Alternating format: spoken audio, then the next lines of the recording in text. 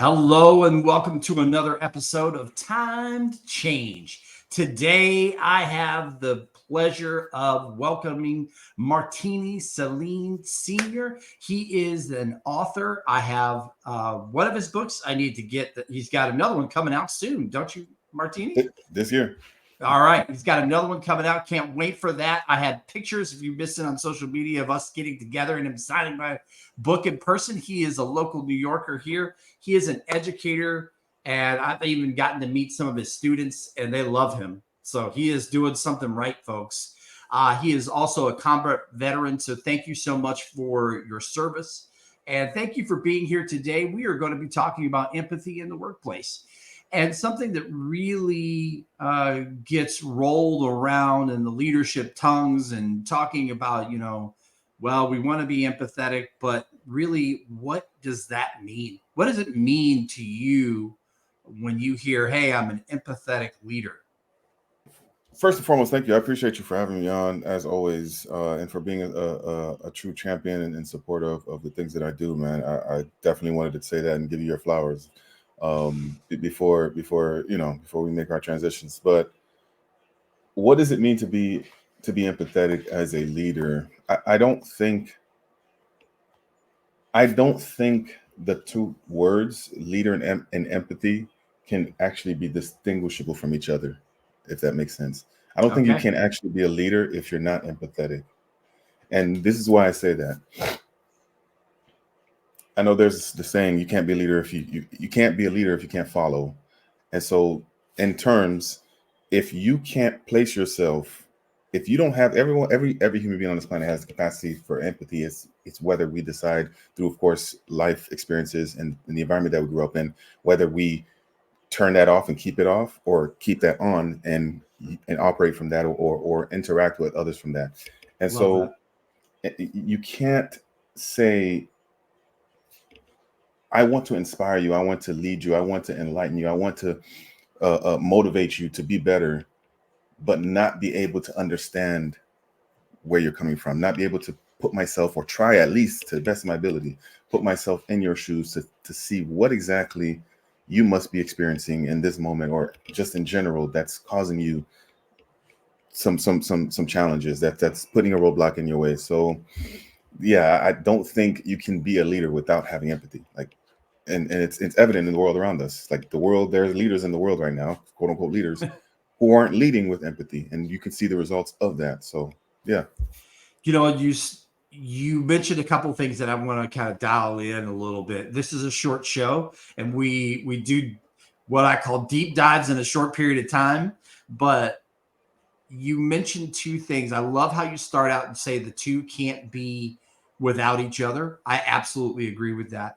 But you also mentioned the fact that people can turn it off and turn it on.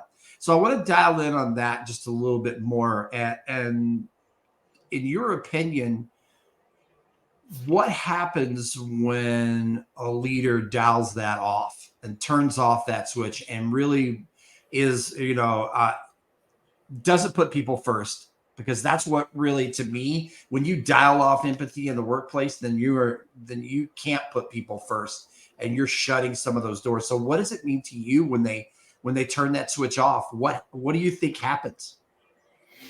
The first thing that happens is the capacity or the ability to develop trust.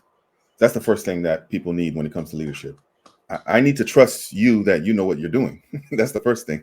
I need to trust that you're able to be the position or the function or the role that you are filling, that you can do it with the competency level that I'm expecting. And so there has to be some level of trust. And so when that is turned off from you as a leader, people can't trust you.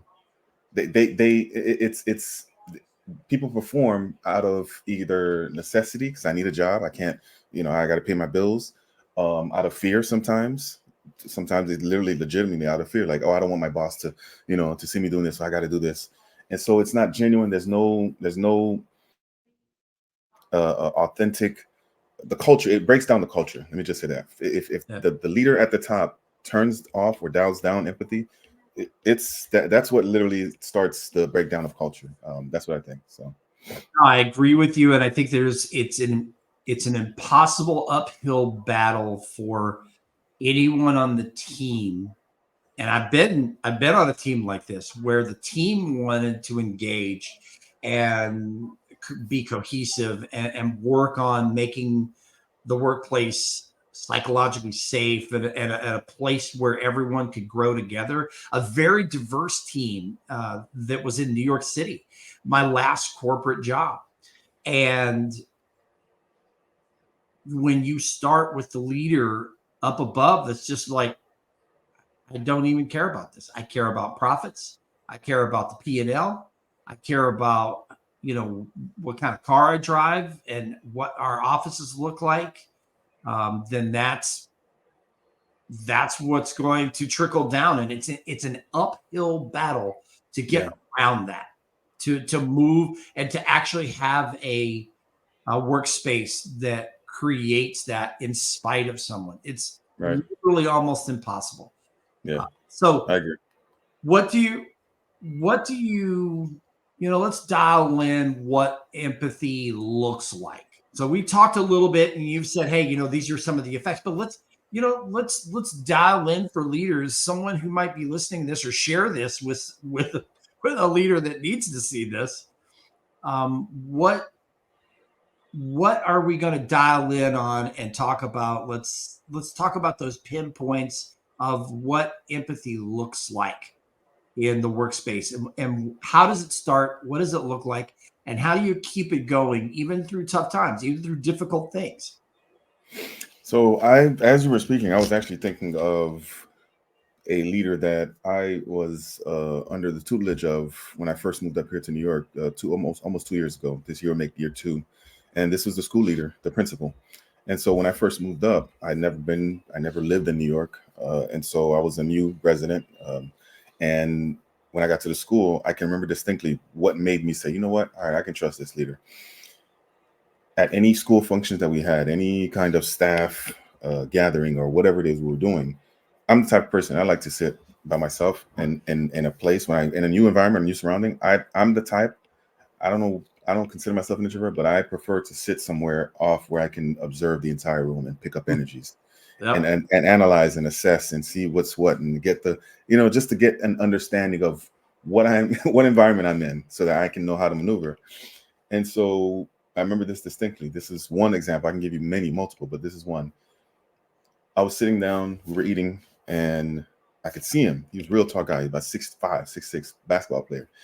And I could see him making his way around the room, going to each staff, checking in with them, whatever. And then I could see him walking towards me, sits next to me, and he's talking to me, making small talk, making small conversation.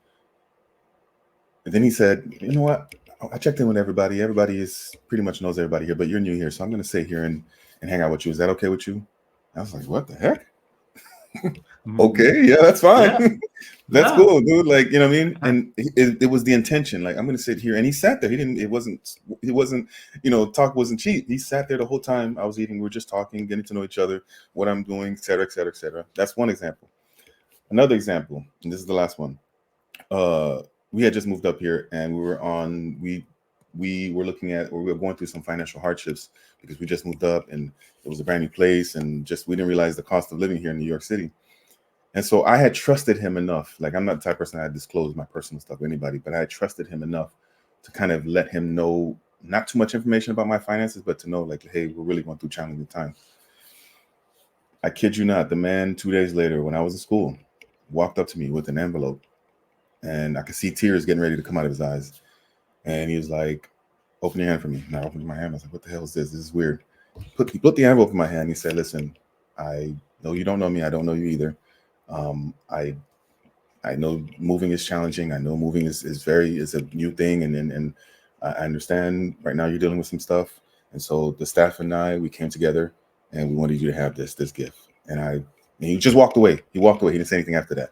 I opened it up. There's $500 in there, just enough to carry us to the next to my next paycheck. And I was like, wait, I've never had anybody I've ever worked for, any leader, any kind of person that I was under their tutelage, ever do this to me. So I was like, man, wow. If that's not something that I would aspire to be, as if I ever was in a position to do that, Heck yeah, I'm doing that. So yeah, those examples are the two that I can think of what empathy looks like as a leader. Yeah, and I mean, it doesn't mean that we're telling all leaders that they have to give money Right. to everybody.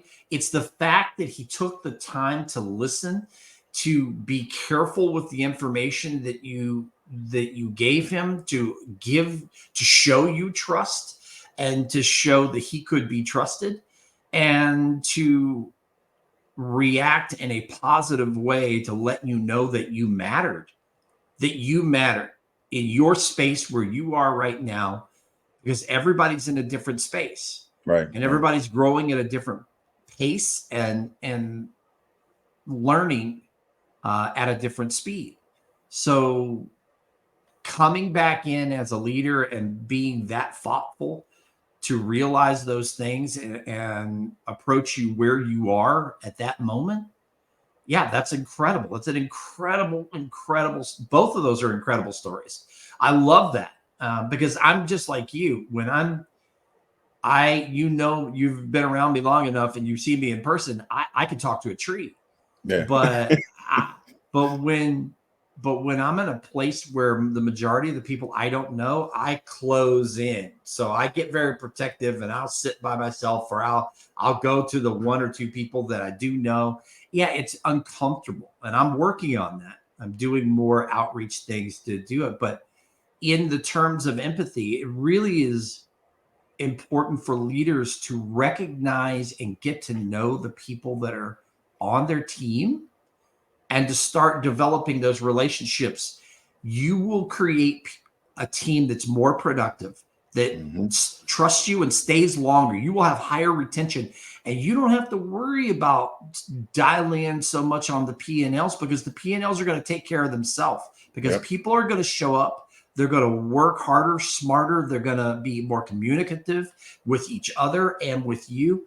And they're going to dial in on making sure that they do the best that they can, because they want to work for you.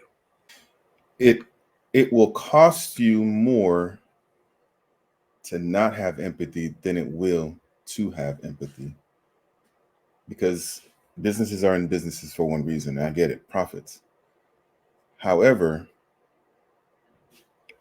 your number one assets should be people. That's what it should be. And if it isn't, are you really making profits? Are you really, like, if your turnaround rate or your turnover rate is high, like, those are some things that I would consider. Like, what am I doing as a leader? How am I leading this team or this organization? And if it's not from a place of empathy, how do I start? Where do I start?